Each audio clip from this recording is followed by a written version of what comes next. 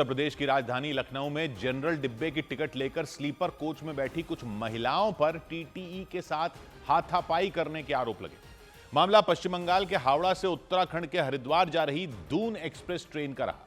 TTE Diwakar Mishra के मुताबिक train के स्लीपर कोच में जनरल टिकट लेकर सफर कर रही कुछ महिला यात्रियों ने टोके जाने पर हंगामा कर दिया और सीट न छोड़ने की जिद पर अड़ गईं। टीटीई दिवाकर मिश्रा के मुताबिक उन महिलाओं ने न सिर्फ उनके साथ गाली गलौज की बल्कि उनकी शर्ट तक फाड़ दी। हंगामे के दौरान दो महिलाएं दिवाकर मिश्रा के साथ बहस करती दिखी। कुछ नहीं किया मैडम, झूठ मत बोलो। मैंने इतना पोलाइटली सबसे बोला, मैंने जनरल वाले को भी नहीं भगाया। टीटीई दिवाकर मिश्रा ने दावा किया कि हाथापाई के दौरान एक महिला ने उनकी सोने की चेन भी तोड़ दी। तुमने मेरी चैन तोड़ी? चैन चुरा रही थी। चैन छीन रहे थे।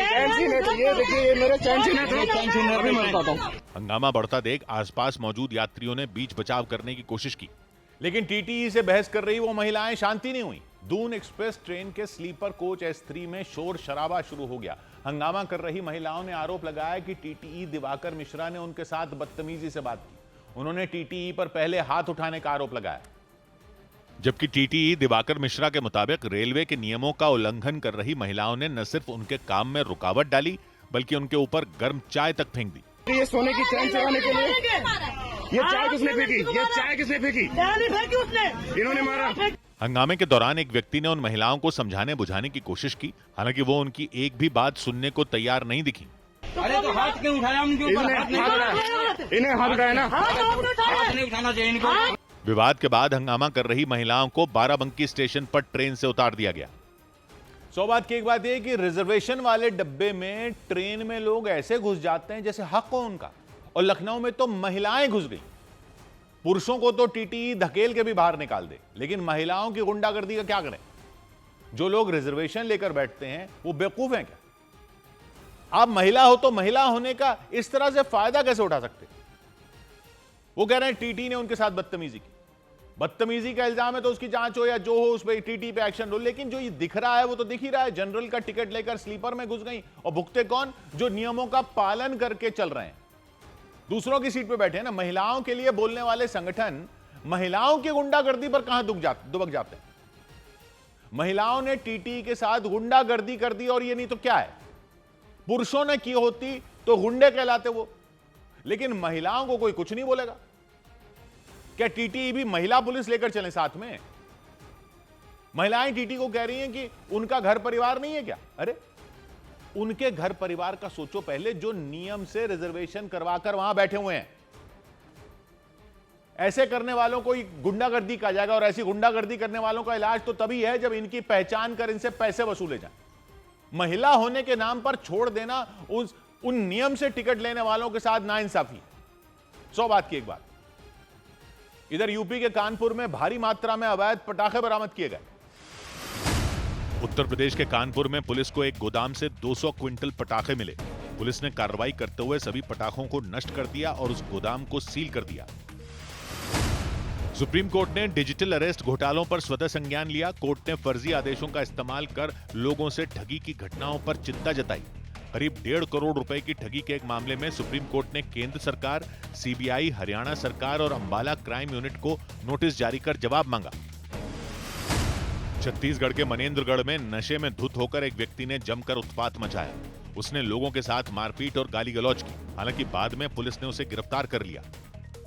उधर उत्तर प्रदेश के बिजनौर में एक निजी स्कूल के एनुअल फंक्शन के दौरान एंट्री नहीं मिलने से गुस्साई भीड़ ने बवाल कर दिया।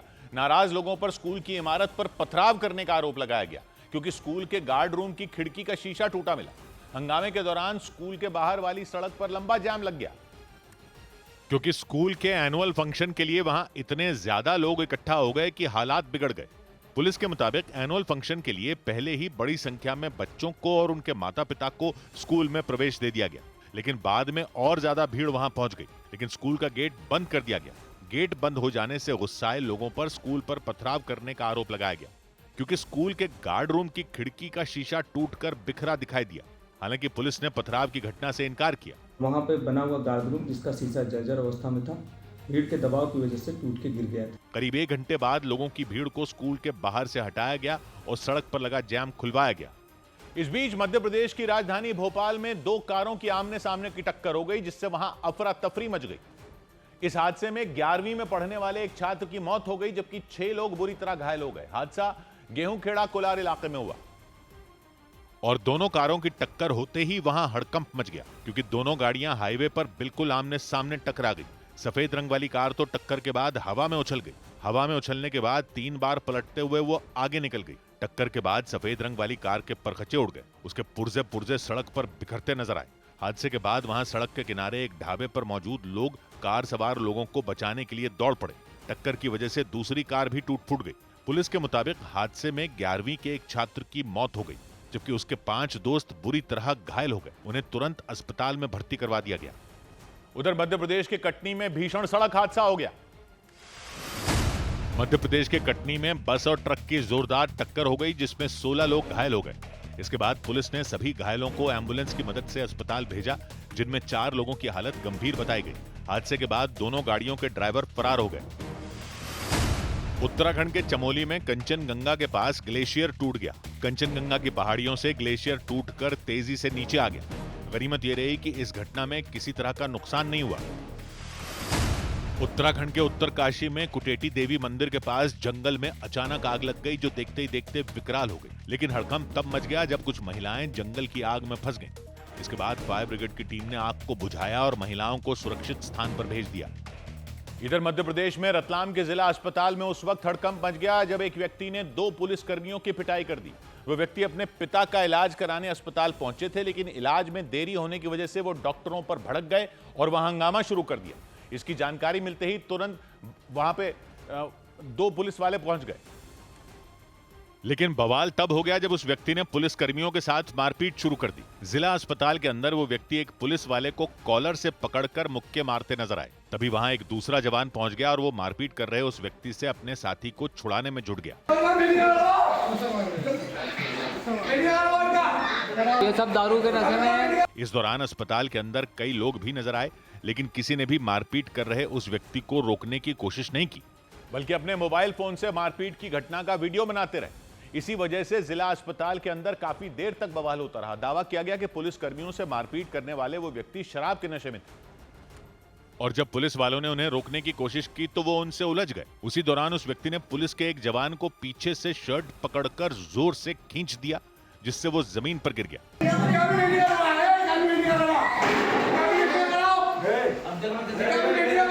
हंगामा बढ़ने के बाद वहां पुलिस के कई जवान पहुंच गए। वो लोग भी बीच बचाव में जुट गए, लेकिन एक बार फिर उस व्यक्ति ने एक पुलिस वाले को थप्पड़ मार दिया। इस घटना के बाद पुलिस ने आरोपी पर केस दर्ज कर मामले की जांच शुरू कर दी। उधर मध्य प्रदेश के हरदा में सालों तक सरकारी राशन हड़पने का चौंकाने वाला मामला सामने आया। आरोप लगा कि वहां गरीब परिवारों को बांटने के लिए लाए जा रहे राशन को लंबे वक्त से कई ऐसे लोग भी ले रहे थे जो लाखों रुपए कमाते हैं। मतलब सरकारी राशन लाया जा रहा था गरीब परिवारों को देने के लिए, लेकिन कई रईस और मोटी कमाई वाले भी राशन लिए जा रहे थे। केवाईसी वेरिफिकेशन के दौरान हुई जांच में यह बात सामने आई। अकेले हरदा में 903 लोग ऐसे थे जो आर्थिक रूप से सक्षम होने के बावजूद सरकारी राशन ले रहे थे। उनमें कई लोग तो ऐसे थे जो साल में लाखों रुपए का टैक्स जमा करते हैं। सभी लोगों को नोटिस दे चुके हैं और सभी की हमने पेशियां भी कर ली है। इन लोगों में एक डॉक्टर भी शामिल बताए गए, जिनका अपना खुद का क्लिनिक भी है। इसके अलावा कई लोग ऐसे भी थे जिनकी खुद की दुकानें तक हैं। इस बीच उत्तर प्रदेश के चंदौली में रिश्वत लेने के आरोप में विजिलेंस विभाग की टीम ने फायर विभाग के एक कर्मचारी को गिरफ्तार कर लिया। आरोप लगा कि फायर विभाग के वो कर्मचारी स्कूलों, कॉलेजों और दुकानों के लिए एनओसी जारी करने के नाम पर रिश्वत लेने में जुटे थे। इसकी शिकायत मिलने पर विजिलेंस विभाग की टीम फायर विभाग के मुख्य अधिकारी के दफ्तर पहुंच गई और रिश्वत लेने के आरोप में उस कर्मचारी को गिरफ्तार कर लिया। चंदौली में फायर विभाग के मुख्य अधिकारी के दफ्तर में मौजूद उस कर्मचारी को विजिलेंस विभाग की टीम ने पकड़ा। इस दौरान टीम के लोग वहां रखे एक ड्रॉअर की तलाशी लेते भी नजर आए। कुछ देर में उन्होंने उस ड्रॉअर से एक पैकेट निकाल लिया। यही है ना? पकड़ लीजिए नहीं तो। विजिलेंस विभाग की टीम आरोपी कर्मचारी को फायर विभाग के मुख्य अधिकारी के दफ्तर से बाहर ले जाती दिखी। इस कार्रवाई के दौरान वहां मौजूद बाकी कर्मचारियों में हड़कंप मच गया। और आरोप लगा कि कई कर्मचारियों ने इस कार्रवाई का विरोध करना भी शुरू कर दिया। इतना ही नहीं, आरोप यह भी लगा कि उस कर्मचारी ने विजिलेंस विभाग की टीम की गिरफ्त से भागने की कोशिश की। इसके बाद विजिलेंस विभाग के अधिकारी भी उनके पीछे दौड़ पड़े और फायर विभाग के मुख्य अधिकारी के दफ्तर परिसर से उस कर्मचारी को बाहर जाने से रोक दिया।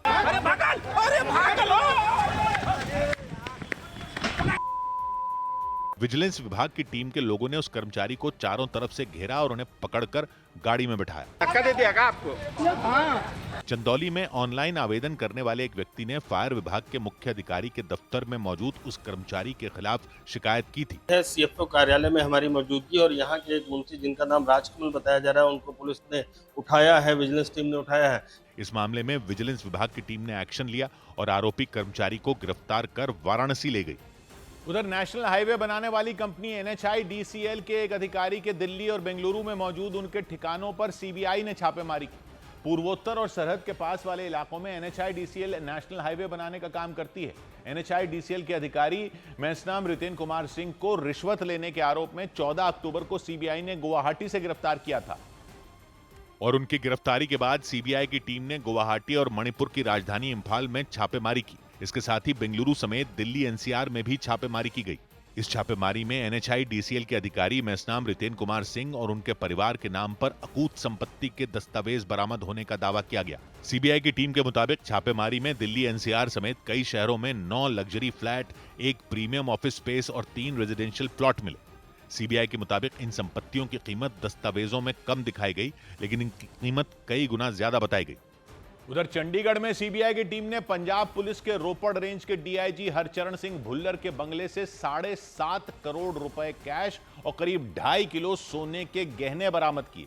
इसके अलावा बंगले से 50 से ज्यादा प्रॉपर्टियों के दस्तावेज, लग्जरी गाड़ियां, लग्जरी घड़ियों समेत कई चीजें मिली। एक रोज पहले सीबीआई ने हरचरण सिंह भुल्लर को एक कारोबारी से रिश्वत लेने के आरोप में गिरफ्तार किया था और उनकी गिरफ्तारी के बाद सीबीआई ने चंडीगढ़ में मौजूद उनके बंगले पर छापा मारा। बंगले में घुसते ही सीबीआई के अधिकारियों की आंखें फटी की फटी रह गईं, क्योंकि रोपड़ रेंज के डीआईजी हरचरण सिंह भुल्लर के बंगले से 7.5 करोड़ रुपए कैश मिला। 500 रुपए की गड्डियां, बैग और सूटकेसों में भरी हुई थी। इसके अलावा बंगले से 2.5 किलो सोने के गहने बरामद किए गए। छापेमारी के दौरान सीबीआई को 26 लग्जरी गाड़ियां, 108 बोतल महंगी शराब और कई लग्जरी गाड़ियों की चाबियां मिली और तो और 50 से ज्यादा प्रॉपर्टी के दस्तावेज मिलने का भी दावा किया गया।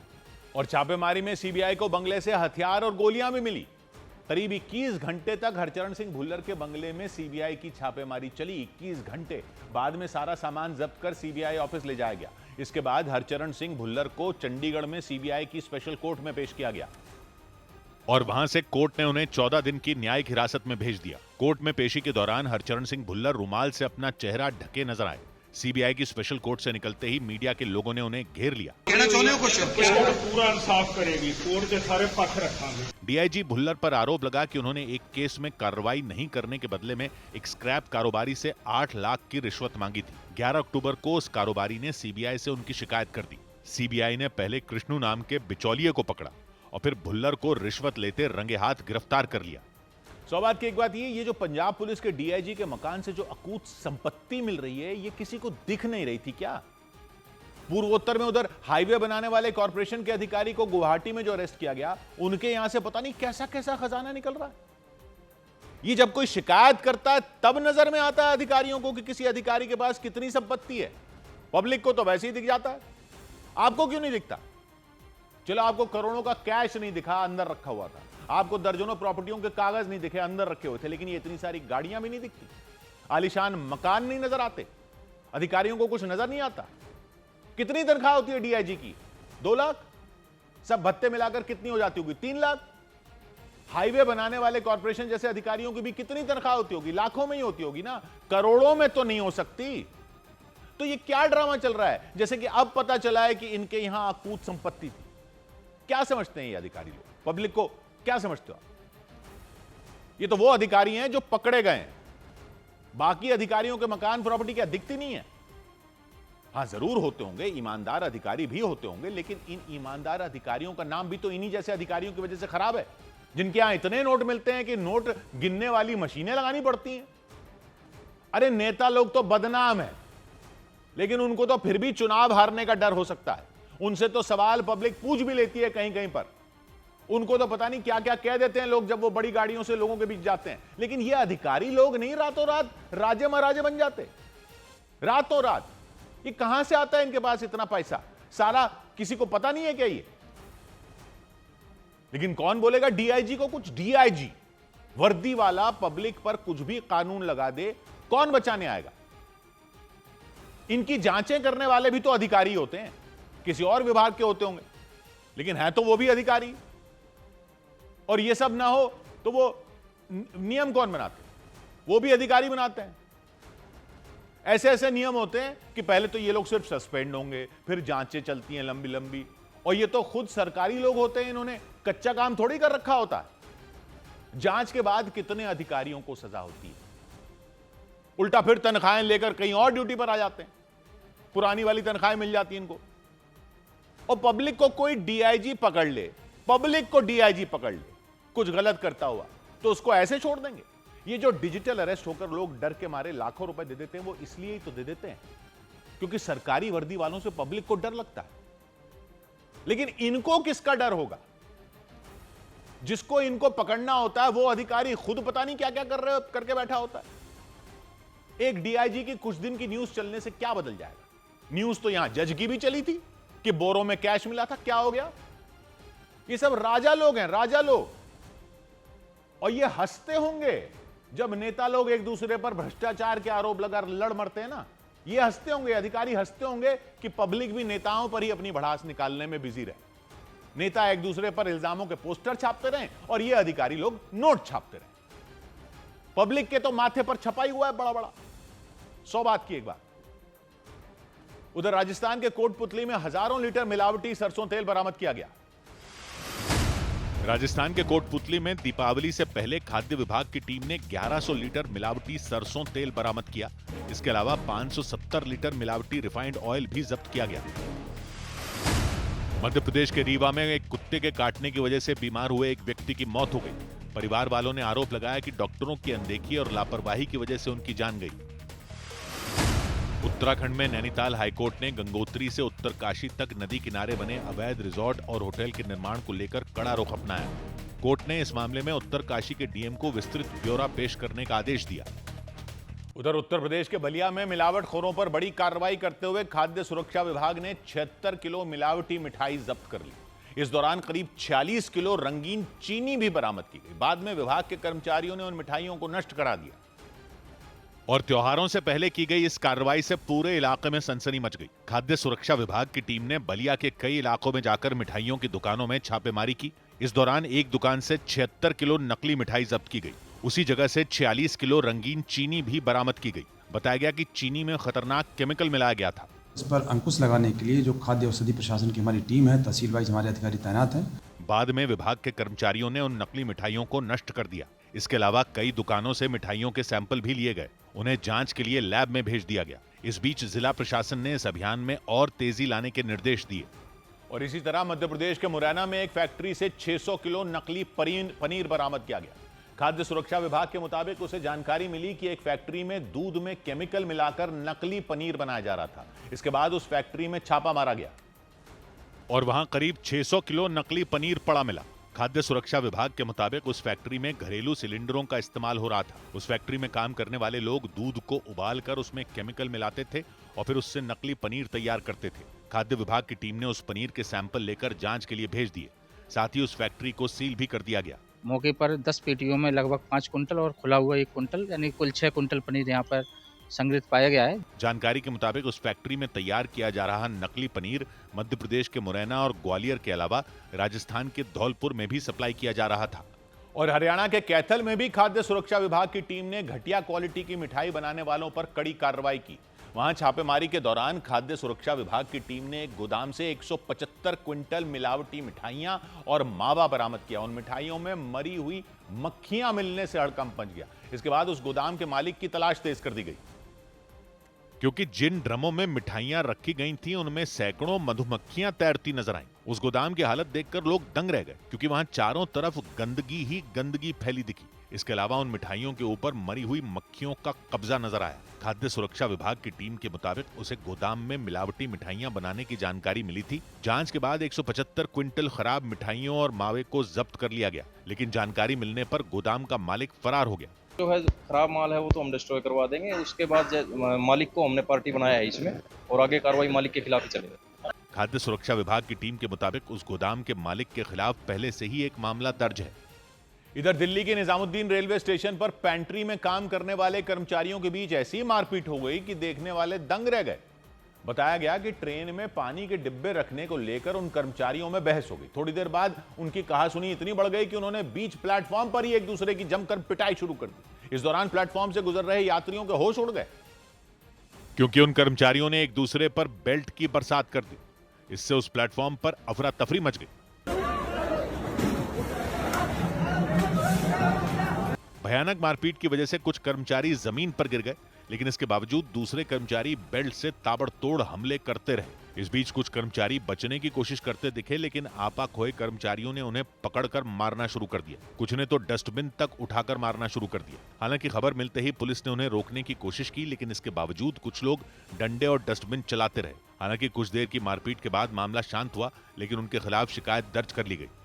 इस बीच दिवाली से पहले दिल्ली के कई इलाकों में भयंकर ट्रैफिक जैम हो गया। दिल्ली के आसपास रहने वाले लोगों ने शुक्रवार की शाम को ही अपने अपने शहरों की तरफ निकलना शुरू कर दिया, और इससे दिल्ली की कई अहम सड़कें जैम हो गई। गाड़ियों की लंबी लंबी कतारें लग गईं। दिल्ली के मूलचंद फ्लाईओवर पर तो गाड़ियां रेंगती नजर आईं। वहां आने वाली या जाने वाली दोनों तरफ की सड़क पर गाड़ियां अटकी दिखाई दी। दिल्ली के आसपास के शहरों में रहने वाले ज्यादातर लोग शुक्रवार की शाम को ही अपने अपने घरों की तरफ रवाना होने शुरू हो गए। इससे दिल्ली की सड़कें गाड़ियों से पट गईं। इसके अलावा धनतेरस से एक दिन पहले खरीदारी के लिए निकले लोगों की वजह से भी दिल्ली में ट्रैफिक जैम हो गया। उधर बिहार के छपरा में आरजेडी उम्मीदवार खेसारी लाल यादव नामांकन के बाद रोने लग गए। बिहार की छपरा विधानसभा सीट से आरजेडी के उम्मीदवार खेसारी लाल यादव नामांकन दाखिल करने के बाद पूर्व मंत्री जितेंद्र राय के कंधे पर सिर रखकर रोने लग गए। बाद में उनका यह वीडियो जितेंद्र राय ने सोशल मीडिया पर डाल दिया। बिहार के मुजफ्फरपुर की पारू विधानसभा सीट पर बीजेपी विधायक अशोक सिंह ने निर्दलीय उम्मीदवार के तौर पर नामांकन कर दिया। टिकट बंटवारे में पारू सीट एनडीए में शामिल उपेंद्र कुशवाहा की पार्टी के खाते में गई थी। इसी से नाराज अशोक सिंह ने निर्दलीय ताल ठोक दी। बिहार विधानसभा चुनाव के लिए जेडीयू ने अपने स्टार प्रचारकों की लिस्ट जारी कर दी। स्टार प्रचारकों की लिस्ट में नीतीश कुमार, ललन सिंह और लवली आनंद के साथ 40 लोगों के नाम शामिल हैं। लोक गायिका मैथिली ठाकुर ने बिहार के दरभंगा की अलीनगर विधानसभा सीट से नामांकन कर दिया। वो कुछ रोज पहले ही बीजेपी में शामिल हुई थी। इधर उत्तर प्रदेश की राजधानी लखनऊ में एक नाबालिग के गैंगरेप के आरोपी को गिरफ्तार कर लिया गया। पुलिस के मुताबिक चेकिंग के दौरान आरोपी ने पुलिस पर फायरिंग की। इसके बाद पुलिस ने भी जवाबी कार्रवाई करते हुए गोली चला दी, और इसकी वजह से उस आरोपी के पैर में गोली लग गई। इसके बाद 2 पुलिसकर्मी उसे उठाकर वहां से ले जाते दिखाई दिए। उस आरोपी पर 25,000 रुपए का इनाम घोषित था। पुलिस के मुताबिक 11 अक्टूबर को एक नाबालिग के गैंगरेप की शिकायत मिली थी। पुलिस ने महज 8 घंटे में इस मामले के 2 आरोपियों को गिरफ्तार कर लिया था। एक व्यक्ति को मुठभेड़ के बाद एवं दूसरे को गिरफ्तार करके जेल भेजा था, और इसके बाद पुलिस ने तीसरे आरोपी को भी गिरफ्तार कर लिया। पुलिस के मुताबिक भागने के चक्कर में आरोपी ने गोलियां चलानी शुरू कर दी। इसके बाद पुलिस ने भी आरोपी पर फायरिंग कर उसे घायल कर दिया। इस बीच उत्तर प्रदेश के पीलीभीत में ब्लॉक प्रमुख के ड्राइवर पर आरोप लगा कि उसने शराब की एक दुकान में घुसकर वहां मारपीट की। आरोपी ड्राइवर पहले शराब की दुकान के बाहर गाली गलौज करता सुनाई दिया। इसके बाद उसने उस दुकान में लगा लोहे का दरवाजा खोला और अंदर आ गया, और फिर तो शराब की उस दुकान के अंदर जमकर मारपीट हो गई। आरोपी ड्राइवर और उसके साथी उन दोनों लड़कों पर टूट पड़े। इस दौरान उन लड़कों ने मदद के लिए कुछ लोगों को बुलाने की कोशिश की, तो उस ड्राइवर ने उनका फोन छीन लिया। इस घटना की शिकायत मिलने के बाद पुलिस ने मामला दर्ज कर लिया और आरोपियों की तलाश तेज कर दी। उधर राजस्थान के सीकर में होटल के बाहर सफाई कर रहे एक कर्मचारी को कार सवार लोगों ने टक्कर मार दी, जिससे वहां हड़कंप मच गया। होटल के मालिक के मुताबिक हेमराज नाम के उस कर्मचारी का बिना आईडी के रूम देने की बात पर कुछ लोगों के साथ झगड़ा हुआ, और झगड़े के अगले दिन उन लोगों ने जान से मारने के इरादे से होटल के कर्मचारी को कार से रौंदने की कोशिश की। घटना रात करीब 1:30 बजे हुई। उस वक्त वो कर्मचारी होटल के बाहर सफाई करने में जुटा था। तभी वहां सफेद रंग की एक कार आकर रुकी। दावा किया गया कि उस कार में 3 से 4 लोग बैठे हुए थे। इसके बाद उन लोगों ने थोड़ा आगे जाकर कार को घुमा लिया। इससे पहले कि होटल के कर्मचारी कुछ समझ पाता, उन लोगों ने कार से उसे टक्कर मार दी। कार की टक्कर से वो आदमी बुरी तरह घायल हो गया। इस मामले में पुलिस ने केस दर्ज कर आरोपियों की तलाश शुरू कर दी। इधर मध्य प्रदेश के देवास में डीजल से भरे 2 टैंकरों में आग लगने से अफरा तफरी मच गई। पुलिस ने आशंका जताई कि उन दोनों टैंकरों में अवैध तरीके से डीजल ट्रांसफर किया जा रहा था। इसकी वजह से दोनों टैंकरों में आग लग गई और जोरदार धमाका हो गया। वो दोनों टैंकर आग की लपटों से घिरे नजर आए। उनसे निकला धुआं आसपास के रिहायशी इलाकों तक पहुंच गया। इसके बाद दमकल विभाग को इसकी जानकारी दी गई। थोड़ी ही देर में दमकल की कई गाड़ियां वहां पहुंच गईं और आग पर काबू पाने में जुट गईं। लेकिन आग इतनी भयंकर थी कि वो दोनों टैंकर कबाड़ में तब्दील हो गए। वो पूरी तरह जल गए। जिस जगह पर आग लगी उसके आसपास रहने वाले लोगों के मुताबिक रात के वक्त अचानक धमाके की आवाज सुनाई दी। उन्होंने बाहर निकलकर देखा तो वो टैंकर जल रहे थे। आशंका जताई गई कि उन टैंकरों में अवैध तरीके से डीजल ट्रांसफर किया जा रहा था। इसकी वजह से यह हादसा हुआ। उधर घंटों तक हुई पूछताछ के बाद शबरीमला मंदिर में हुई सोने की चोरी के आरोपी उन्नी कृष्णन पोट्टी को गिरफ्तार कर लिया गया। करीब 14 घंटों तक उनसे पूछताछ की गई। इसके बाद उन्हें कोर्ट ले जाया गया, जहां से उन्हें 30 अक्टूबर तक के लिए एसआईटी की रिमांड पर भेज दिया गया। क्योंकि उन्नी कृष्णन पोट्टी पर शबरीमला मंदिर में सोने की चोरी करने का आरोप लगाया गया। पुलिस के मुताबिक कोर्ट ले जाते वक्त आरोपी ने दावा किया कि उन्हें फंसाया गया है और जल्द ही असली दोषी सामने आ जाएंगे। केरल हाईकोर्ट में याचिका दायर की गई थी कि मंदिर में लगी द्वारपाल की मूर्तियों की मरम्मत के वक्त 4 किलो सोना कम कर दिया गया था। मरम्मत का काम उन्नी कृष्णन पोट्टी की ही निगरानी में किया गया था। इसी वजह से मूर्तियों पर चढ़ी सोने की परत की धांधली के मामले में उन्हें गिरफ्तार कर लिया गया। उनसे करीब 14 घंटे तक पूछताछ की गई और इसके बाद केरल के शबरीमला मंदिर में फिर से सोने की परत चढ़ाने का काम शुरू किया गया। मंदिर के कई पुजारी दरवाजे पर लगी मूर्तियों पर सोने की परत चढ़ाते नजर आए। आरोप लगा था कि उन मूर्तियों की मरम्मत के वक्त उनसे 4 किलो सोना कम कर दिया गया था और इसके बाद एक बार फिर मूर्तियों पर सोने की परत चढ़ाने का काम शुरू कर दिया गया। इस दौरान मंदिर में भक्तों की भीड़ लगी नजर आई। एसआईटी ने दावा किया कि आरोपी उन्नी कृष्णन पोट्टी ने मूर्तियों को स्मार्ट क्रिएशंस नाम की एक कंपनी को सौंपा था, जो उसी की थी। वहां द्वारपाल की मूर्तियों पर चढ़ी सोने की परत को अलग किया गया और तांबे की परत चढ़ा दी गई। ऐसे में सबरीमला मंदिर के पुजारियों ने वो परत हटाई और उन पर फिर से सोने की परत चढ़ा दी। मंदिर का प्रबंधन देखने वाले त्रावणकोर देवस्थानम बोर्ड ने दावा किया कि जो भी नुकसान हुआ उसकी भरपाई की जाएगी। इस बीच बिहार के बांका में 2 मिनट की देरी से जेडीयू उम्मीदवार का नामांकन नहीं हो सका। बिहार के बांका जिले की अमरपुर विधानसभा सीट पर जेडीयू प्रत्याशी जयंत राज का नामांकन केवल 2 मिनट की देरी के कारण नहीं हो सका। जयंत राज नामांकन केंद्र पर देर से पहुंचे, इस वजह से उन्हें रोक दिया गया। हालांकि सुबह वो दोबारा नामांकन पूरा कर सकेंगे। बिहार के दरभंगा में बीजेपी प्रत्याशी और राज्य सरकार में मंत्री जीवेश मिश्रा साइकिल से नामांकन करने पहुंचे। उन्होंने दरभंगा की जाले विधानसभा सीट से पर्चा भरा। नामांकन करने से पहले उन्होंने मंदिर जाकर पूजा भी की। बिहार विधानसभा चुनाव को लेकर चुनाव आयोग ने देश की अलग अलग एजेंसियों के बड़े अधिकारियों के साथ बैठक की। बैठक में बिहार विधानसभा चुनाव के दौरान कैश, शराब और ड्रग्स को लेकर सख्ती बरतने पर चर्चा की गई। बैठक में केंद्रीय और राज्य स्तरीय एजेंसियों के वरिष्ठ अधिकारी शामिल हुए। उधर केरल के कोल्लम में तेज रफ्तार कार ने सामने से आ रही एक मोटरसाइकिल को जोरदार टक्कर मार दी। टक्कर की वजह से उस मोटरसाइकिल पर बैठे व्यक्ति जमीन पर गिर गए। हालांकि उन्होंने हिम्मत दिखाते हुए उठने की कोशिश की, लेकिन उस कार के पीछे का टायर उनके पैर पर चढ़ गया। इसके बाद कुछ लोग उनकी मदद के लिए दौड़ पड़े, क्योंकि उस तेज रफ्तार कार ने सामने से आ रही मोटरसाइकिल को जोरदार टक्कर मार दी। वो कार सड़क पर दाईं तरफ से आती दिखी। ऐसे में उस मोटरसाइकिल पर बैठे व्यक्ति को संभलने का मौका तक नहीं मिला और वो जमीन पर गिर गए। टक्कर इतनी भीषण हुई कि सड़क के किनारे लगी लोहे की बैरिकेडिंग भी टूट गई। इस बीच जमीन पर घायल व्यक्ति उठने की कोशिश करते दिखे, लेकिन पीछे आने की कोशिश में कार का टायर उनके पैर पर चढ़ गया। इसके बाद सड़क पर मौजूद लोग उनकी मदद के लिए पहुंच गए और बाद में उन्हें पास के अस्पताल ले जाया गया।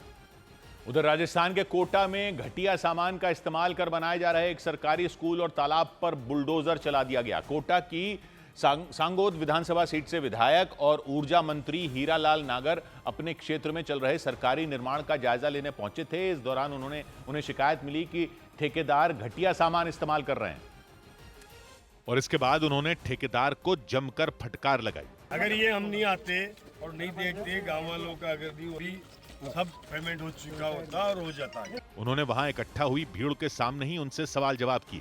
तो सब जगह ऐसा ही होगा, नहीं क्या है, मैंने कितने 70 तालाब के काम दिए होंगे। इसके बाद उन्होंने अपनी आंखों के सामने बुलडोजर चलवाया। जानकारी के मुताबिक वहां एक सरकारी स्कूल में बन रहे 30 कमरों में 15 कमरों का काम पूरा हो चुका था। जांच में उनमें 3 कमरे ऐसे मिले जिन्हें घटिया सामान से बनाया गया था। ऐसे में तुरंत उन कमरों को गिरवा दिया गया। इसके अलावा अटल भूजल योजना के तहत बने तालाब के घाटों और बाउंड्री वॉल को भी तोड़वा दिया गया। इस बीच मध्य प्रदेश के राजगढ़ में पार्वती नदी में फंसी एक बस को ट्रैक्टरों की मदद से बाहर निकाला गया। बताया गया कि बारिश और बाढ़ की वजह से पार्वती नदी पर बना पुराना पुल टूट गया था। ऐसे में वहां से गुजरने के लिए उस पुल के पास एक दूसरा अस्थायी पुल तैयार किया गया था, लेकिन वो भी पानी में डूब गया। और पानी में डूबे उस दूसरे अस्थायी पुल से गुजरने के दौरान वो बस फंस गई। बताया गया कि आसपास मौजूद लोगों ने उस बस के ड्राइवर को रास्ता पार करने से रोका, लेकिन उस बस के ड्राइवर ने उनकी बात नहीं मानी। उन्होंने उस दूसरे पुल से रास्ता पार करने की कोशिश की और वो बस पार्वती नदी में फंस गई। इसकी जानकारी मिलने पर 2 से 3 ट्रैक्टरों की मदद से उस बस में सवार लोगों को बाहर निकाला गया। इसके साथ ही उस बस को भी ट्रैक्टरों के जरिए खींचकर बाहर निकाला गया। इस घटना के बाद राजगढ़ के नरसिंहगढ़ इलाके के लोगों ने पार्वती नदी पर बने उस पुराने पुल की मरम्मत कराने की मांग की। उधर हरियाणा के करनाल में एक बेकाबू ट्रक डिवाइडर को तोड़कर दूसरी तरफ से जा रहे एक दूसरे ट्रक से भिड़ गया, जिससे वहां कोहराम मच गया। उस ट्रक की चपेट में चाय का ठेला भी आ गया और उसकी वजह से ठेले पर रखा गैस का सिलेंडर फट गया, जिससे वहां भयानक आग लग गई। लेकिन लोगों के हाथ पांव तब फूल गए जब आग की लपटों ने दोनों ट्रकों को अपनी चपेट में ले लिया। हादसे का पता चलने के बाद पुलिस और फायर ब्रिगेड की टीम वहां पहुंच गई। आग को बुझाने के लिए फायर ब्रिगेड ने ट्रकों पर पानी की बौछार शुरू की। हादसा तब हुआ जब दिल्ली से चंडीगढ़ की तरफ जा रहा ट्रक डिवाइडर तोड़कर एक दूसरे ट्रक से टकरा गया। एक ट्रक परली साइड से इस साइड डिवाइडर कूद गया और दूसरे ट्रक में जा टकराया। जैसे टकरा आग लग गई। इस हादसे में कुछ लोग घायल हो गए, जिन्हें इलाज के लिए अस्पताल पहुंचाया गया। उधर मध्य प्रदेश के इंदौर में होलकर साइंस कॉलेज की प्रिंसिपल के निधन की झूठी खबर फैलाने के आरोप में 2 छात्रों पर केस दर्ज किया गया। होलकर साइंस कॉलेज में परीक्षाएं होने वाली थीं। पुलिस के मुताबिक परीक्षाओं को रोकने के लिए उन दोनों छात्रों ने कॉलेज के फर्जी लेटर हेड पर एक फर्जी पत्र तैयार कर उसे सोशल मीडिया पर डाल दिया। और होलकर साइंस कॉलेज की प्रिंसिपल के निधन की झूठी खबर फैलने से हड़कंप मच गया। बताया गया कि कई लोग संवेदना व्यक्त करने के लिए प्रिंसिपल के घर तक पहुंच गए। इसकी जानकारी मिलने पर इंदौर के होलकर साइंस कॉलेज की प्रिंसिपल ने पुलिस से शिकायत की। बीसीए 3rd सेमेस्टर के छात्र हैं और इनके द्वारा ही ये किया गया है, तो फिलहाल इनके खिलाफ एफआईआर रजिस्टर की जाकर और वैधानिक कार्रवाई की जा रही है। इस मामले में कार्रवाई करते हुए पुलिस ने उन दोनों छात्रों के खिलाफ केस दर्ज कर लिया। इसके साथ ही कॉलेज प्रशासन ने उन दोनों छात्रों को 2 महीनों के लिए कॉलेज से निष्कासित कर दिया। इस बीच मुंबई के नजदीक महाराष्ट्र के नवी मुंबई में एक कंपनी की इमारत में लगी भीषण आग से दहशत मच गई। मोमबत्तियां और कांच का सामान बनाने वाली उस कंपनी की इमारत में आग लगते ही तुरंत दमकल विभाग को जानकारी दी गई, लेकिन कुछ ही देर में वो इमारत आग की भयानक लपटों में घिर गई और खतरनाक लपटों के साथ काले धुएं ने वहां कब्जा कर लिया। इसी बीच बड़ी संख्या में दमकल कर्मी लगातार पानी की बौछार करते रहे और उनके लिए आग पर काबू पाना मुश्किल हो गया। इस दौरान उस कंपनी की इमारत के पास लगे बिजली के तारों पर भी खतरा मंडराता रहा। बताया गया कि कई घंटों तक दमकल कर्मी कड़ी मेहनत करते रहे और इसके बाद विकराल हुई आग को बुझाया जा सका। आग लगने की यह घटना ठाणे के नवी मुंबई इलाके में हुई। गनीमत यह रही कि इसमें किसी के घायल होने की खबर सामने नहीं आई, लेकिन उस इमारत में आग लगने की वजह का पता नहीं चल पाया। उधर ऑस्ट्रेलिया के ऑलराउंडर कैमरन ग्रीन भारत के खिलाफ वनडे सीरीज से बाहर हो गए। भारत के खिलाफ 19 अक्टूबर से होने वाली वनडे सीरीज से पहले ऑस्ट्रेलिया के ऑलराउंडर कैमरन ग्रीन चोट की वजह से टीम से बाहर हो गए। उनकी जगह ऑस्ट्रेलिया ने मानस लबुशेन को टीम में जगह दी। भारतीय क्रिकेट खिलाड़ी ऋषभ पंत और राहुल तेवतिया उत्तराखंड के उत्तरकाशी में मौजूद गंगोत्री धाम में दर्शन के लिए पहुंचे। इस दौरान उन्होंने प्रशंसकों के साथ तस्वीरें भी खिंचवाईं। इधर मध्य प्रदेश के मुरैना में एक सरकारी स्कूल में कुछ छात्रों से मजदूरी करवाने का मामला सामने आया। वहां पढ़ने वाले कुछ छात्र ईंटें ढोते दिखे, छात्राएं रेत छानती नजर आईं। मामला मुरैना की पोरसा तहसील में मौजूद सरकारी स्कूल का रहा और वहां पढ़ने वाले छात्र पढ़ाई छोड़कर ईंटें ढोते दिखाई दिए। वो एक तसले में ईंट भरकर मजदूरों के पास ले जाते नजर आए। इसके अलावा स्कूल की कुछ छात्राएं चबूतरे पर खड़े होकर रेत छानती दिखी। यही नहीं, स्कूल के कुछ कर्मचारी भी ईंटें ढोने में जुटे रहे। स्कूल में मरम्मत का काम चल रहा था, वहां एक मिस्त्री नीचे बैठकर ईंटें जोड़ता दिखा। इस दौरान छात्रों और स्कूल के कर्मचारियों को भी उसकी मदद के लिए भेज दिया गया। ये सब कुछ स्कूल टाइम में हुआ, मतलब छात्रों को क्लास में पढ़ाने के बजाय उनसे मजदूरी करवाई गई। इस बीच मध्य प्रदेश के देवास में उस वक्त हड़कंप मच गया जब एक क्रेन से कुचले जाने की वजह से एक साइकिल सवार की मौत हो गई। वो व्यक्ति अपना काम खत्म करके घर लौट रहे थे, लेकिन तेज रफ्तार क्रेन ने उन्हें टक्कर मार दी। इससे उनका संतुलन बिगड़ा और वो साइकिल समेत जमीन पर गिर गए। इस घटना के बाद वहां अफरा तफरी मच गई, क्योंकि उनके जमीन पर गिरते ही वो क्रेन उन्हें रौंदती हुई आगे बढ़ गई। क्रेन के पीछे का पहिया उनके शरीर को किसी खिलौने की तरह कुचल कर निकला। इस घटना को जिसने भी देखा उसके रोंगटे खड़े हो गए। देवास जिले के हाट पिपलिया इलाके में हुई इस घटना के दौरान पुलिस की गाड़ी भी उस सड़क से गुजर रही थी। कुछ लोगों की मदद से बिना देरी किए साइकिल सवार व्यक्ति को पुलिस की गाड़ी में बैठाया गया, लेकिन अस्पताल पहुंचने से पहले ही उनकी मौत हो गई। इस बीच क्रेन का ड्राइवर पुलिस को देखकर फरार हो गया। हालांकि पुलिस ने क्रेन जब्त कर उसकी तलाश तेज कर दी। उधर राजस्थान के जोधपुर में पेंट के गोदाम में भीषण आग लगने से दहशत फैल गई। वहां आग की लपटें इतनी तेजी से फैलनी शुरू हुई कि आसपास की इमारतों में आग लगने का डर पैदा हो गया। दमकल विभाग की आधा दर्जन से ज्यादा गाड़ियों को आग बुझाने के लिए बुलाया गया। इसके बावजूद कई घंटों तक आग पर काबू पाना मुश्किल हो गया, क्योंकि कुछ ही देर में पूरी इमारत धधकती नजर आई। उस 4 मंजिला इमारत में आग लगने से इलाके में हड़कंप मच गया। दमकल विभाग की कई टीमें फौरन आग बुझाने में जुट गईं। बताया गया कि जोधपुर के देवनगर थाने के पास उस इमारत में रंग का गोदाम था। वहां रखे केमिकल की वजह से आग बढ़ती चली गई और उस पर काबू पाना मुश्किल हो गया। तत्काल कंट्रोल रूम को बताया गया और फायर ब्रिगेड भिजवाई गई। काफी फायर ब्रिगेड, करीबन 8-10 फायर ब्रिगेड अभी है और भी फायर ब्रिगेड आ रही है। आसमान में चारों तरफ सफेद और काले धुएं की परत बिछ गई। लगातार फैल रही आग को काबू करने में दमकल विभाग की टीम के पसीने छूट गए। हालांकि कई घंटों तक चले अभियान के बाद आग बुझा ली गई, लेकिन उस गोदाम का सारा सामान जलकर राख हो गया। उधर उत्तर प्रदेश के औरैया में पुलिस की गाड़ी में बैठकर सोशल मीडिया के लिए वीडियो बनाने वाली एक लड़की ने माफी मांग ली। बताया गया कि पुलिस राजस्व के काम के लिए गांव में पहुंची थी। उस नाबालिग लड़की के परिवार के मुताबिक पुलिस की गाड़ी में कोई नहीं था और उसी दौरान उस लड़की ने गाड़ी में बैठकर वीडियो रिकॉर्ड कर लिया और उस वीडियो में वो नाबालिग लड़की पुलिस की गाड़ी में बैठती नजर आई। इस दौरान वो अपने दोनों हाथों को फैलाकर पोज देती भी दिखाई दी। इसके बाद वो विक्ट्री साइन भी दिखाती नजर आई। वीडियो औरैया के बेला थाना इलाके का बताया गया। वीडियो डिलीट भी कर दिया। भविष्य में कभी भी कोई गलती नहीं करूंगी, मुझे क्षमा कर दिया जाए। सोशल मीडिया पर उस वीडियो के वायरल होने के बाद उस लड़की ने उसे डिलीट कर दिया और अपनी गलती मानते हुए उसने माफी भी मांगी। इसके साथ ही भविष्य में ऐसी गलती दोबारा ना करने की बात भी उसने कही। लड़की के अलावा उसके परिवार ने भी माफी मांगी। उधर मध्य प्रदेश के धार में एक आवारा कुत्ते ने कई लोगों पर हमला कर दिया। मध्य प्रदेश के धार में एक आवारा कुत्ते ने करीब 10 लोगों को काट लिया, जिससे वहां हड़कंप मच गया। इसकी सूचना मिलने के बाद तुरंत नगर परिषद की टीम ने उस कुत्ते को पकड़ लिया, लेकिन इस घटना की वजह से इलाके के लोग प्रशासन पर भड़क गए। मध्य प्रदेश के मुरैना में एक मगरमच्छ नदी से निकलकर सड़क पर आ गया। उसे देखकर इलाके में दहशत मच गई। वो काफी देर तक सड़क पर इधर उधर घूमता नजर आया। इधर बिहार के हाजीपुर में नामांकन के दौरान लालू यादव की पार्टी आरजेडी और कांग्रेस के कार्यकर्ता आमने सामने आ गए, जिससे हंगामा खड़ा हो गया।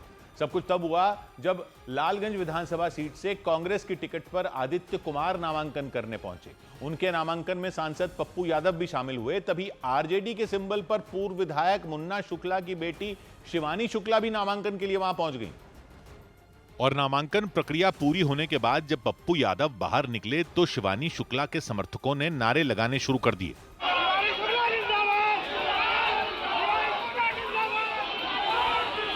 इसके बाद कांग्रेस के कार्यकर्ताओं ने भी पप्पू यादव के समर्थन में नारेबाजी शुरू कर दी।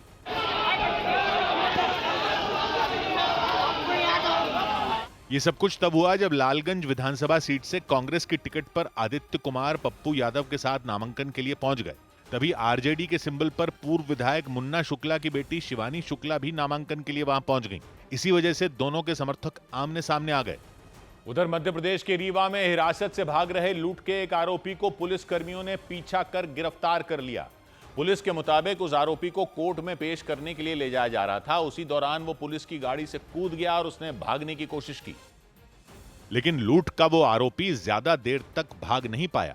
वहां पुलिसकर्मी उसे पकड़ने के लिए उसके पीछे सड़क के किनारे दौड़ते नजर आए और पुलिसकर्मियों ने कुछ ही दूरी तक पीछा करने के बाद उसे गिरफ्तार कर लिया। कई बार हथकड़ी लगी होती है तो स्लिप भी हो जाता है हाथ से, ऐसा नहीं है, कई बार हथकड़ी लगा के भी रखते हैं। वो क्या कारण थे या क्या परिस्थितियां थी तो वो हम उसमें जांच करेंगे। पुलिस के मुताबिक गाड़ी में बिठाकर पुलिसकर्मी लूट के उस आरोपी को जिला कोर्ट लेकर जा रहे थे। आरोप लगा कि इसी बीच रीवा के बजरंग नगर इलाके में चलती गाड़ी से कूदकर उसने दौड़ लगानी शुरू कर दी, लेकिन पुलिसकर्मियों ने कुछ ही मिनटों में उसे दबोच लिया।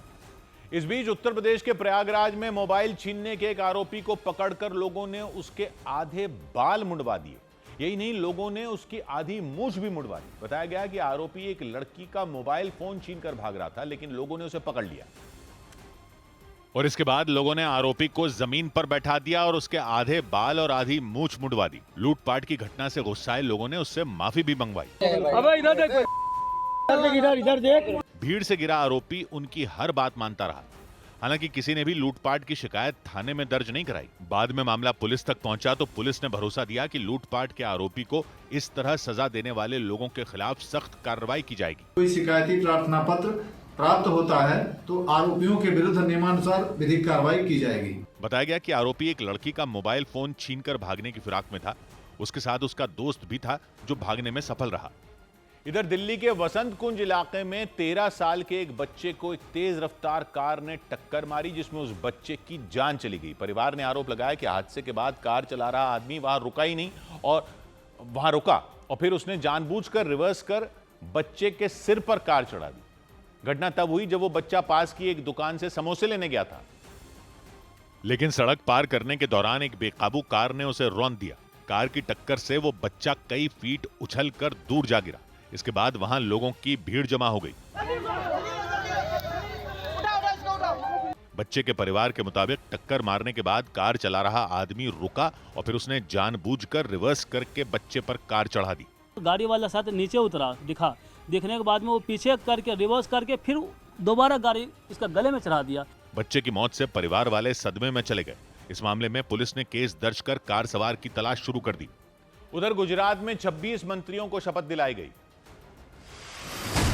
गुजरात में बीजेपी ने 3 साल में मुख्यमंत्री भूपेंद्र पटेल के अलावा लगभग पूरी सरकार बदल दी। 16 मंत्रियों के इस्तीफे के बाद 26 मंत्रियों को शपथ दिलाई गई। हर्ष संघवी को डिप्टी सीएम बनाया गया, जबकि पहले वो गृह मंत्री थे। क्रिकेटर रविंद्र जाडेजा की पत्नी रीवा बाग को भी मंत्री बनाया गया। हरियाणा में सरकार का 1 साल पूरा होने पर मुख्यमंत्री नायब सिंह सैनी ने बुजुर्गों की पेंशन की राशि में बढ़ोतरी कर दी। अब बुजुर्गों को हर महीने 3,000 रुपए की जगह 3,200 रुपए दिए जाएंगे। ये फैसला 1 नवंबर से लागू होगा। राहुल गांधी ने असम के कामरूप में असमिया गायक जुबिन गर्ग को श्रद्धांजलि दी। जुबिन गर्ग के स्मारक स्थल पर जाकर उन्होंने असमिया दुपट्टा और फूल अर्पित किए।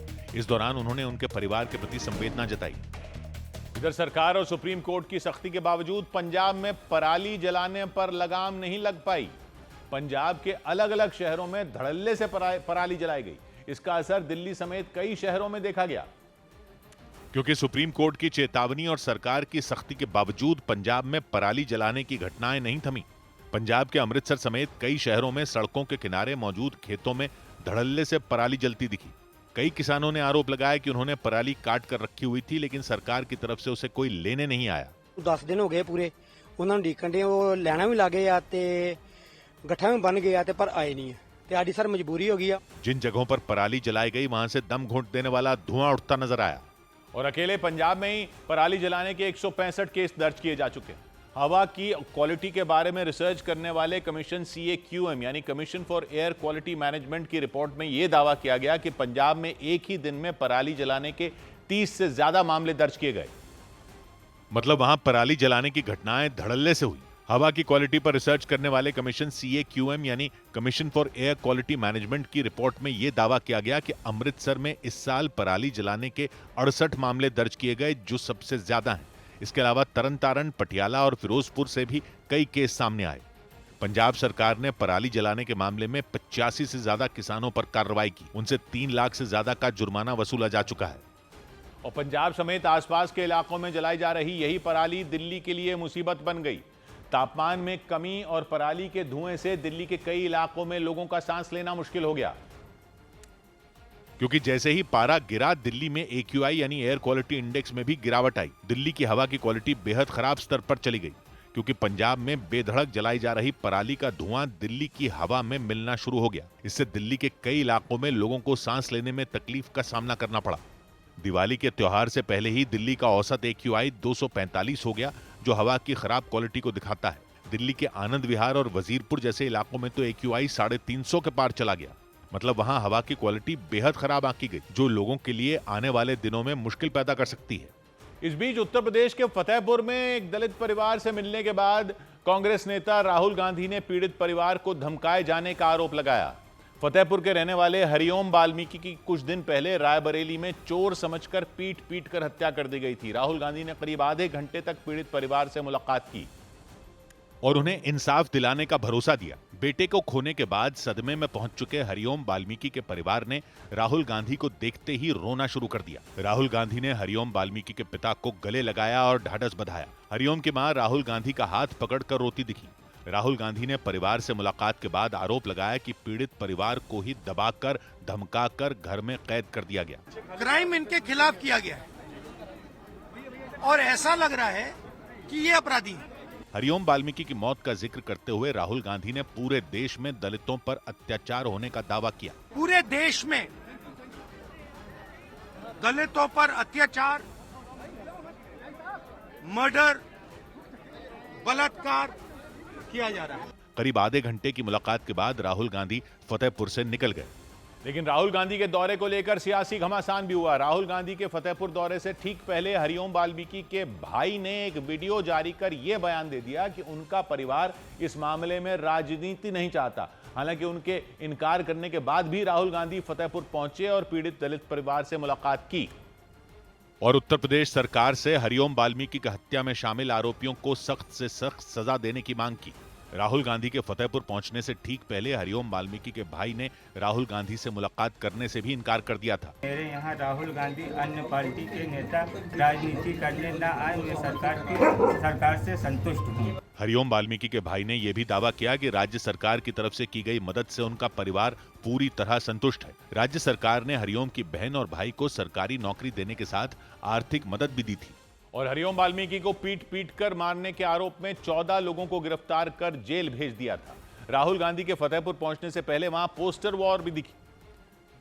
राहुल गांधी के दौरे के विरोध में पीड़ित दलित परिवार के घर के करीब कुछ जगहों पर पोस्टर लगा दिए गए और उनको दलित समुदाय के हरिओम वाल्मीकि की मौत पर राजनीति नहीं करने की नसीहत दी गई। पोस्टरों पर गिद्ध बनकर मंडराते हो, नफरत फैलाने आते हो और जाति के नाम पर बांटने की कोशिश कभी कामयाब नहीं होगी जैसी बातें लिखी नजर आईं। कांग्रेस पार्टी के कार्यकर्ताओं ने इन पोस्टरों को लेकर बीजेपी और आरएसएस पर हमला बोला। संघ के लोग, बीजेपी के लोग आए तो नहीं, लेकिन इस तरह का पोस्टर लगा के क्या संदेश देना चाहते? हालांकि पुलिस प्रशासन ने राहुल गांधी के फतेहपुर में पीड़ित परिवार के घर पहुंचने से पहले ही इन पोस्टरों को हटवा दिया।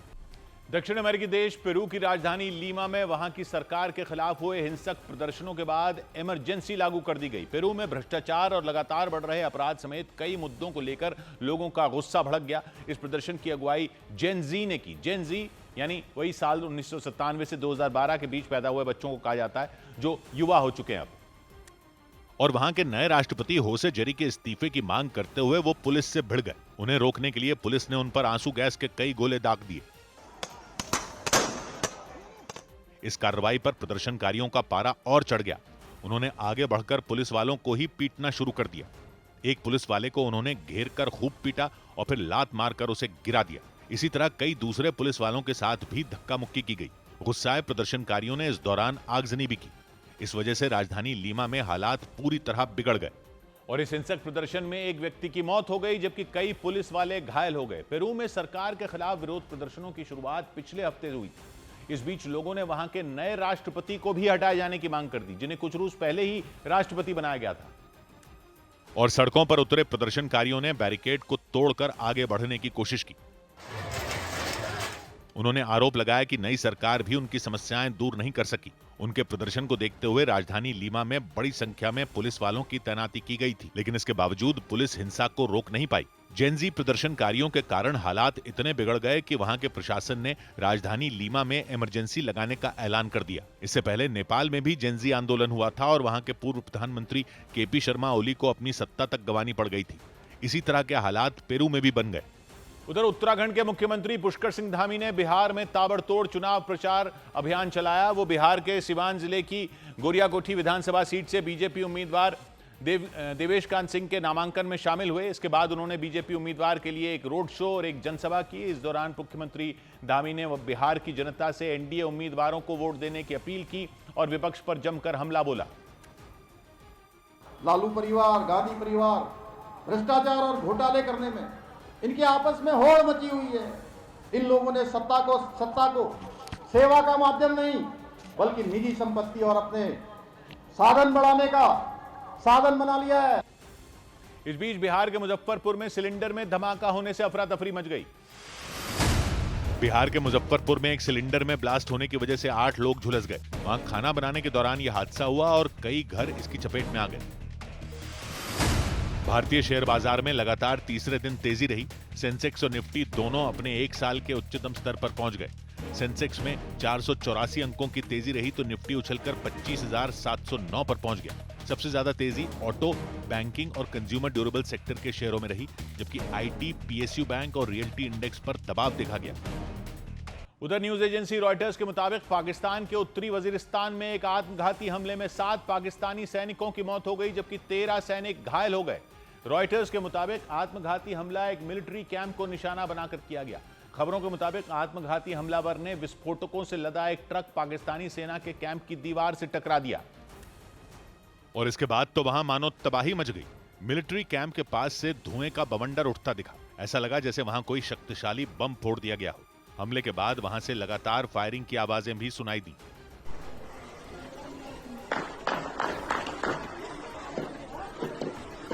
रॉयटर्स के मुताबिक इस हमले में पाकिस्तानी सेना के 7 सैनिकों की मौत हो गई, जबकि 13 सैनिक गंभीर रूप से घायल हो गए। रॉयटर्स के मुताबिक यह आत्मघाती हमला पाकिस्तान के उत्तरी वजीरिस्तान में मीर अली मिलिट्री कैंप पर हुआ। पाकिस्तान का ये मिलिट्री कैंप अफगानिस्तान के साथ लगने वाली उसकी सीमा के नजदीक है। तहरीक तालिबान पाकिस्तान ने इस हमले की जिम्मेदारी ली और पाकिस्तान को एक बार फिर धमकी दी। टीटीपी यानी तहरीक तालिबान पाकिस्तान ने यह आत्मघाती हमला उस वक्त किया जब पाकिस्तानी सेना ने उत्तरी वजीरिस्तान समेत अफगानिस्तान की सीमा से लगने वाले कई इलाकों में टीटीपी के ठिकानों पर एयर स्ट्राइक की थी। मिलिट्री बेस पर आत्मघाती हमले के बाद पाकिस्तानी सेना में हड़कंप मच गया और उसने अफगानिस्तान के साथ लगने वाली अपनी सीमा पर चौकसी बढ़ानी शुरू कर दी। पाकिस्तान की सेना ने अफगानिस्तान सीमा की तरफ अपनी तोप भेज दी। पाकिस्तानी सेना के ट्रकों और तोपों का काफिला बलूचिस्तान प्रांत के चमन सेक्टर में हाईवे से जाता दिखा और पाकिस्तान के प्रधानमंत्री शहबाज शरीफ ने राष्ट्रीय सुरक्षा को लेकर एक हाई लेवल मीटिंग बुला ली। क्योंकि मीर अली मिलिट्री बेस पर आत्मघाती हमला पाकिस्तान और अफगानिस्तान के बीच 48 घंटों के सीज फायर ऐलान के दौरान हुआ और माना जा रहा है इस आत्मघाती हमले ने आसिम मुनीर और शहबाज शरीफ के माथे पर शिकन ला दी। और इस सब के बीच टीटीपी यानी तहरीक तालिबान पाकिस्तान ने अपने चीफ नूर वली महसूद का एक वीडियो जारी कर पाकिस्तान के दावों की पोल खोलने की कोशिश की। पाकिस्तान ने जब अफगानिस्तान पर हमला किया था तो यह दावा किया था कि उसने टीटीपी के चीफ को मार गिराया, लेकिन टीटीपी ने नूर वली महसूद का वीडियो जारी कर पाकिस्तान के इस दावे की धज्जियां उड़ा दी, क्योंकि टीटीपी के उस वीडियो में नूर वली महसूद आराम से घूमते फिरते दिखे, जबकि पाकिस्तान ने दावा किया था कि उसने अफगानिस्तान पर हमला कर नूर वली महसूद का काम तमाम कर दिया। हालांकि पाकिस्तान के दावे के कुछ देर बाद ही टीटीपी ने इसे अफवाह बता दिया था, लेकिन पाकिस्तान यही राग अलापता रहा कि उसने टीटीपी चीफ को मार गिराया। हालांकि अब टीटीपी ने वीडियो जारी कर यह सबूत दे दिए कि नूर वली महसूद को पाकिस्तानी हमले में खरोंच तक नहीं आई। सो बात की एक बात यह कि ये नूर वली महसूद है कौन जिसने पाकिस्तान को घुटनों पर ला दिया है? पाकिस्तान ने दावा किया था कि उसने नूर वली महसूद को मारने के लिए ही काबुल पर हमला किया था, लेकिन पहले नूर वली महसूद ने ऑडियो जारी किया, फिर वीडियो में ही सामने आ गया। यानी टीटीपी के सरगना ने साबित करने की कोशिश की कि वो जिंदा है, और न सिर्फ साबित करने की कोशिश की, सीधा पाकिस्तान को चुनौती दे दी। काबुल पर हमला पाकिस्तान की वायुसेना ने किया था और उनका मुख्य टारगेट था टीटीपी यानी तहरीक तालिबान पाकिस्तान के सबसे बड़े सरगना नूर वली महसूद को मार गिराना। क्या है यह टीटीपी? वहां लोग कहते हैं इसको पाकिस्तान तालिबान, यानी जो अफगानिस्तान में सरकार चला रहे हैं वो है अफगान तालिबान, और ये जो पाकिस्तान के अफगान बॉर्डर पर लड़ाके पाकिस्तान की सरकार के खिलाफ लड़ रहे हैं वो हैं पाकिस्तान तालिबान या टीटीपी, यानी तहरीक तालिबान पाकिस्तान। तहरीक का मतलब होता है आंदोलन, मूवमेंट। जैसे इमरान खान की पार्टी का नाम सुना होगा आपने, पीटीआई, पाकिस्तान तहरीक इंसाफ, यानी पाकिस्तान में इंसाफ के लिए, न्याय के लिए लड़ने वाला दल। तो ये जो पाकिस्तान तालिबान हैं ये हैं तहरीक तालिबान पाकिस्तान, यानी पाकिस्तान में तालिबानी आंदोलन करने वाले। और तालिबान का मतलब होता है छात्र, तालिब यानी जो शिक्षा लेता हो, और तालिब का बहुवचन होता है तालिबान। और ये छात्र इसलिए कहे जाते हैं क्योंकि ये गुट पाकिस्तान ने अपने बॉर्डर के इलाकों के मदरसों के छात्रों को अफगानिस्तान में जिहाद करने के लिए तैयार किया था, तो वो कहलाते हैं अफगान तालिबान। लेकिन ये जो पाकिस्तान में ही खड़े हो गए उसी विचारधारा को पाकिस्तान में लागू करने के लिए ये कहलाते हैं पाकिस्तान तालिबान। इन लड़ाकों को पाकिस्तान एक खतरनाक आतंकी संगठन मानता है जो पाकिस्तान की सरकार, सेना, पुलिस और आम लोगों के खिलाफ भी लगातार हमले करता रहता है। तो उनका सरगना है नूर वली महसूद, जो पाकिस्तान के लिए एक आतंकवादी है। लेकिन एक तरह से मान लीजिए कि नूर वली महसूद एक ऐसा पाकिस्तानी उग्रवादी नेता है जो हिंसा और जंग के रास्ते पाकिस्तान में शरिया हुकूमत लागू करने का मकसद लिए लड़ रहे टीटीपी का सरगना है। शुरू से ये सरगना नहीं था, टीटीपी बनाया था 2007 में बैतुल्ला महसूद ने। ये जो नाम है महसूद, ये असल में महसूद कबीले का नाम है। पश्तूनों यानी पठानों का एक कबीला है वहां पाकिस्तान अफगानिस्तान के बॉर्डर के इलाके में, दक्षिणी वजीरिस्तान में, जिसको महसूद कहते हैं। ये कबीले उन इलाकों में एक तरह से अपना ही राज चलाते हैं। पाकिस्तान के इस इलाके को पहले फाटा कहते थे, यानी फेडरली एडमिनिस्ट्रेड ट्राइबल एरियाज। अंग्रेजों के ज़माने से ये ऐसा इलाका रहा जहां कबीलों की ही चलती है, सरकार की नहीं चलती है। तो जब रूस वाले सोवियत संघ को अफगानिस्तान से भगाने के लिए पाकिस्तान की आईएसआई ने जिहादी लड़ाके खड़े किए थे तो इन्हीं कबीलों के इलाकों में खड़े किए। फिर यहीं पर पाकिस्तान ने तालिबान को ट्रेनिंग दी और उन्होंने अफगानिस्तान पर कब्जा कर लिया। लेकिन फिर जब अलकायदा ने न्यूयॉर्क में ट्विन टावर गिरा दिए थे तो अमेरिका पाकिस्तान के अड्डों से अफगानिस्तान पर हमला कर दिया अफगानिस्तान ने, और ये सब लड़ाके पाकिस्तान के इसी इलाके में आकर छुप गए थे। और यहां के जो लोकल कबीलों के लोग थे वो पाकिस्तान के भी खिलाफ हो गए थे, क्योंकि विचारधारा तो इनकी भी वही कट्टर इस्लाम वाली थी। इन्होंने कहा कि ये शरिया कानून वाला इस्लाम पाकिस्तान में भी लागू करेंगे। और महसूद कबीले के बैतुल्ला महसूद ने पाकिस्तान तालिबान ही बना दिया। महसूद कबीला खासकर दक्षिणी वजीरिस्तान में सदियों से बसा हुआ है। ब्रिटिश राज के जमाने में भी महसूद कबीले के लोग कभी अंग्रेजों के काबू में नहीं आए थे। वो हथियार उठाकर लड़े, कभी किसी विदेशी शासक के काबू में नहीं आए। ये लोग हनफी संप्रदाय के सुन्नी मुसलमान हैं और सारे फैसले कबीले के हिसाब से ही होते हैं इनके यहाँ। तो जब अमेरिका ने 9/11 हमलों के बाद अफगानिस्तान पर हमला किया तो अलकायदा और तालिबान के बचे खुचे लड़ाके इस बॉर्डर वाले इलाके में भाग आए और छिप गए। महसूद कबीले के कई युवा जो थे, जो गरीबी और बेरोजगारी से तंग थे, वो भी इनके साथ जुड़ गए और ट्रेनिंग ली, हथियार उठा लिए। फिर 2007 में इन्होंने टीटीपी बना दिया और उसमें महसूद कबीले के लड़ाके सबसे आगे रहे। ये क्षेत्र आज भी गरीब है, स्कूल कॉलेज वगैरह वहां बहुत कम है। लड़के हथियार चलाना पहले सीखते हैं बजाय किताबों के। तो पहले तो टीटीपी को पाकिस्तान ने उतना सीरियसली लिया नहीं था, लेकिन जब ये पाकिस्तान पर ही हमले करने लग गए तो पाकिस्तान ने इन पर अमेरिका के साथ ड्रोन हमले किए। बैतुल्ला महसूद को जब उन्होंने मार गिराया तो उनको लगा कि ये खत्म हो जाएगा तालिबान, ये पाकिस्तान वाला। लेकिन फिर मौलाना फजलुल्लाह और 2018 से नूर वली महसूद ने इनको दोबारा खड़ा कर दिया।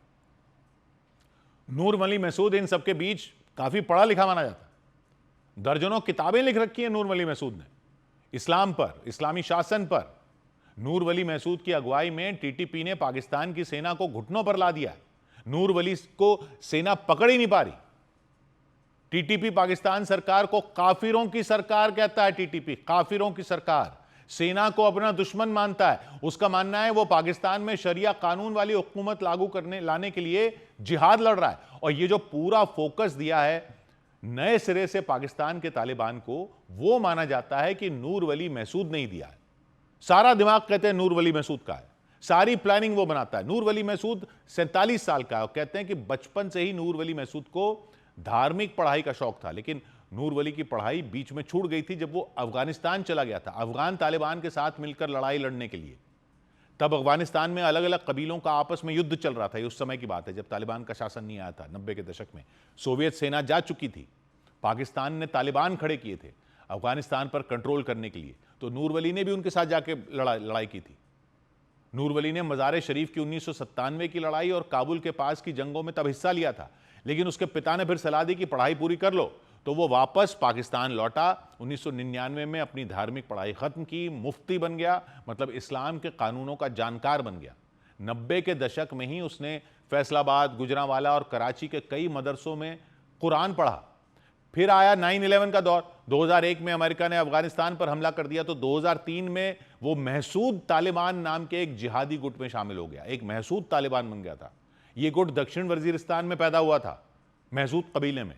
फिर 2007 में जब तहरीक तालिबान पाकिस्तान बना तो ये गुट भी उसमें मिल गया। बैतुल्ला महसूद टीटीपी का पहला सरगना बना। नूर वली बैतुल्ला का डिप्टी रहा और टीटीपी की शरिया अदालत में काजी था, यानी एक टाइप का जज था वहां पे शरिया अदालत में। इसके बाद 2007 में पूर्व प्रधानमंत्री बेनजीर भुट्टो की हत्या की भी टीटीपी ने जिम्मेदारी ली थी और नूर वली ने अपनी किताब में इसका जिक्र किया कि यह हत्या अमेरिका और पाकिस्तान सरकार के खिलाफ थी, उनको सबक सिखाने के लिए। खैर, टीटीपी के पहले 3 सरगना बैतुल्ला, हकीमुल्ला और फजलुल्ला सब ड्रोन या दूसरे हमलों में मारे गए। नूर वली इनमें सबसे विद्वान माना जाता है। उसने कमान संभाली 2018 में। 2021 में जब अफगान तालिबान ने अफगानिस्तान पर कब्जा किया, जब अमेरिका चला गया, तो टीटीपी को और नई ताकत मिल गई। सीमा पार आना जाना और आसान हो गया, हथियार मिलने लगे। टीटीपी ने पाकिस्तान पर हमले और तेज कर दिए। अब यह हाल है कि पाकिस्तान की फौज को नूर वली महसूद ने घुटनों पर ला दिया है। पाकिस्तान का इल्जाम है कि अफगान तालिबान उसको मदद दे रहे हैं, इसलिए काबुल में हमला किया था उसको मारने के लिए।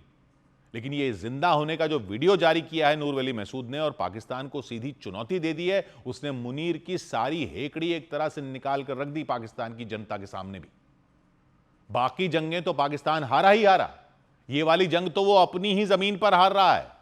जो कब्रें उसने दूसरों के लिए खोदी थी, उसमें उसी के सैनिक दफन हो रहे हैं। सौगात की एक बात